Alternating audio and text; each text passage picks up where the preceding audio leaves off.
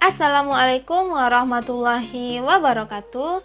Baiklah anak ibu, hari ini kita akan belajar materi PKN tema 3, subtema 1, pembelajaran 3, 4, dan 6. Seperti biasa, ibu gabung ketiga pembelajaran ini karena berkaitan antar satu sama lain. Karena ini tema baru, yaitu tema 3, maka materi kamu akan berbeda dari yang sebelumnya. Yang sebelumnya adalah hak, kewajiban, dan tanggung jawab, sedangkan di tema 3, subtema 1 ini, materi kamu adalah keragaman. Nah, kalau berbicara tentang keragaman, mungkin anak ibu tidak akan asing. Karena apa? Indonesia terkenal akan keragamannya. Nah, kalau kita berbicara tentang keragaman Indonesia, berarti yang paling kita ingat adalah keragaman dari suku budaya, kemudian keragaman agamanya. Indonesia dikenal dengan beragam-ragam macam suku, agama, bahasa, masakan tradisional, hingga senjata tradisional, dan banyak lagi. Indonesia ini terkenal dengan berbagai keragamannya. Sekarang kita mulai yang pertama terlebih dahulu yang di pembelajaran 3 halaman 157. Yaitu keragaman di lingkungan sekitar. Nah, anak ibu, kita ini adalah manusia yang merupakan makhluk sosial. Makhluk sosial itu tidak bisa hidup sendiri, tetapi ia adalah makhluk yang saling berinteraksi atau harus berinteraksi antar satu sama lain. Ketika anak ibu melakukan interaksi sosial, berarti melakukan sebuah hubungan timbal balik. Interaksi sosial di sini bisa berkaitan dengan berbicara, melakukan sebuah kegiatan, dan melakukan hal yang berkaitan antara interaksi antara kamu dengan teman-teman, tetangga, atau juga teman-teman yang ada di sekolah dan guru. Nah, kalau anak ibu berinteraksi tentu tidak hanya satu suku saja, bisa jadi di lingkungan tetangga kamu itu berbagai macam ragam agama dan juga suku bangsa. Nah, ketika anak ibu berinteraksi seperti yang ibu bilang tadi, bisa jadi kamu berinteraksi dengan teman-teman yang ada di sekitar rumah kamu. Bisa jadi ketika kamu bermain, kan tidak mungkin hanya orang-orang yang berada di suku kamu. Bisa jadi kamu juga bermain dengan orang-orang yang berbeda suku agama. Nah, ini berarti secara tidak langsung kamu sudah melakukan keragaman di lingkungan sekitar. Gambar yang kedua, nah di gambar yang kedua ini adalah keragaman di sekolah. Jadi ketika kamu melakukan interaksi di sekolah dengan guru atau dengan teman-teman sekolah, kamu sudah melakukan keragaman interaksi yang ada di lingkungan sekitar. Karena apa? Orang-orang di sekolah mungkin di MI kita kan agamanya muslim semua, Islam. Tetapi suku tidak mungkin sama, pasti berbeda. Nah, ketika kamu berinteraksi dengan teman-teman kamu yang berbeda suku, itu sudah melakukan keragaman interaksi yang ada di lingkungan sekitar. Sedangkan yang berikutnya itu adalah keragaman ketika melakukan kerja bakti yang ada di lingkungan sekitar rumah kamu. Kalau sama dengan yang tadi, kalau kamu melakukan ikut kerja bakti dengan orang-orang ada sekitar yang berbeda agama dan juga suku bangsa, berarti kita sudah melakukan sebuah keragaman ataupun interaksi yang ada di sekitar rumah kita. Nah, ini yang ada di pembelajaran 3, keragaman di lingkungan sekitar. Selanjutnya kita masuk ke pembelajaran 4, itu di halaman 162, masih keragaman, yaitu keragaman dalam interaksi sosial. Sebenarnya ini sama saja dengan yang sebelumnya.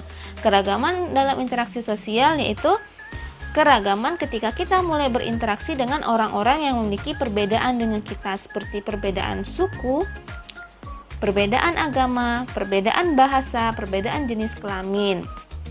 Seperti di Indonesia yang dikenal dengan berbagai macam suku bangsa. Ketika anak ibu berbicara, bekerja sama, itu berarti anak ibu sudah melakukan sebuah interaksi dari orang-orang yang berbagai macam daerah dan sudah melakukan keragaman dalam interaksi sosial. Itu yang kita pelajari pada pembelajaran 4. Selanjutnya kita masuk ke pembelajaran 6, yaitu halaman 168, manfaat kerjasama dalam keragaman. Jadi, ketika anak ibu melakukan interaksi dengan orang yang berbagai macam agama, suku, bangsa, bahasa, berarti anak ibu sudah melakukan interaksi. Nah, ketika kamu melakukan interaksi, pasti anak ibu melakukan sesuatu seperti gotong royong, kemudian diskusi. Di sini, atau yang bisa dibilang kerjasama, kamu akan mendapatkan manfaat ketika kita saling akur, kemudian saling menghargai ketika melakukan kerjasama walau kita berbeda, karena kita menerapkan semboyan kita yaitu Bhinneka Tunggal Ika. Jadi ada beberapa manfaat yang akan kamu dapatkan ketika kamu melakukan kerjasama walau terdapat keragaman. Yang pertama yaitu adalah pemersatu budaya yang beragam. Nah, secara tidak langsung ketika anak ibu melakukan kerjasama dengan orang yang beragam suku, berarti kamu sudah secara tidak langsung berarti sudah melakukan sikap pemersatu, karena kita menghargai satu sama lain, menghargai apapun yang ada di sekitar kamu. Itulah cara agar kita bisa hidup rukun. Yang kedua yaitu adalah pekerjaan lebih ringan. Ketika anak ibu tidak membeda-bedakan untuk melakukan kerjasama atau diskusi bersama, tentu pekerjaan yang biasanya kamu kerjakan sendiri karena kamu saling berinteraksi dengan orang yang beragam, berarti akan membuat pekerjaan kamu jauh lebih ringan. Yang ketiga atau yang terakhir, dapat bertukar pikiran antara teman kamu atau antar sesama. Ya, ketika kita melakukan diskusi atau musyawarah, tentu akan menemukan berbagai macam pendapat yang berbeda. Disitulah keragaman kita yang terlihat, bahwa setiap orang memiliki keragaman atau pendapatnya masing-masing. Jadi di sini dengan adanya berbagai macam pendapat dari orang-orang berbagai suku, kita mendapatkan hal-hal baru dan dapat bertukar pikiran untuk menemukan sesuatu yang lebih baik demi kepentingan bersama. Ingat kepada sama anak ibu, kita harus saling menghormati dan menghargai antar sesama suku, bangsa, dan agama. Harus saling toleransi untuk menjaga kerukunan Indonesia, dan dalam berinteraksi jangan pilih-pilih, tapi hargailah semua dan lakukanlah interaksi dengan siapa saja untuk menjaga kerukunan Indonesia. Nah, selanjutnya ibu akan menjelaskan tugas halaman 158 sesuai dengan di lembar tugas kamu. Tugas halaman 158 itu kan tentang mendiskusikan keragaman sosial budaya, berarti tentang keterampilan kinerja praktik. Coba anak ibu lihat di tabel terlebih dahulu. Di buku itu tentang nama anggota kelompok, kegemaran atau hobi, dan pengalaman yang berkesan.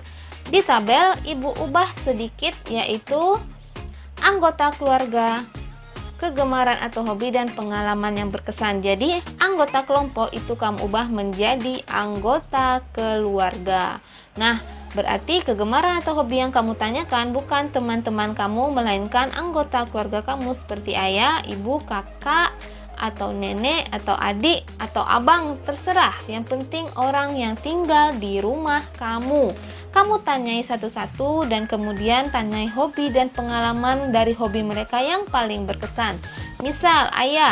Misalnya ayah dia kegemaran atau hobinya adalah fotografi. Jadi pengalaman yang berkesannya yaitu pernah menjuarai lomba fotografi di tingkat nasional. Atau ibu kegemarannya memasak. Pengalamannya pernah ibu mungkin mendapat juara 1 lomba masak di desa, antar desa. Kemudian yang ketiga kakak, mungkin kegemaran atau hobinya menulis. Jadi pengalaman yang berkesan kakak, dia pernah mengirimkan hasil karya tulisnya ke Riau Pos. Nah, seperti ini contohnya. Jadi kamu tanya misalnya abang kamu apa kegemaran atau hobinya, apa pengalaman yang berkesan dari hobinya tersebut. Setelah anak ibu jawab dalam bentuk tabel, kalau misalnya anggota kamu ada 5, berarti ada 5 tabel. Kalau misalnya anggota keluarga kamu hanya ada kamu dengan ayah dan ibu saja berarti cukup 3 tabel. Diri kamu masukkan juga. Jadi tidak hanya anggota keluarga, kamu juga masuk ke dalam tabel. Kalau misalnya anggota keluarga kamu bertujuh, tambah kamu menjadi 8, berarti 8 tabel yang kamu buat. 8 kolomnya. Kemudian setelah anak ibu mencatat anggota keluarga dan kegemaran hobi masing-masing, jawab pertanyaan nomor 3 A dan B. Yang A seperti, apakah dalam keluargamu terdapat keragaman budaya? Di sini mungkin kita ubah menjadi, apakah dalam keluargamu terdapat keragaman hobi? Nah, hobinya apa saja, apakah berbeda atau sama? Yang kedua, bagaimana kamu menyikapi keragaman budaya di keluargamu? Jadi dari hobi-hobi ini, apakah sikap yang kamu dapatkan atau sikap yang harus kamu terapkan ketika keluarga kamu memiliki keragaman hobi atau budaya yang berbeda? Kamu jawab pertanyaan nomor 3A dan B. Itu penjelasan dari Ibu untuk tugas halaman 158. Sekian pembelajaran dari Ibu, lebih dan kurang Ibu mohon maaf. Ibu akhiri dengan wabillahi taufik wal hidayah. Wassalamualaikum warahmatullahi wabarakatuh.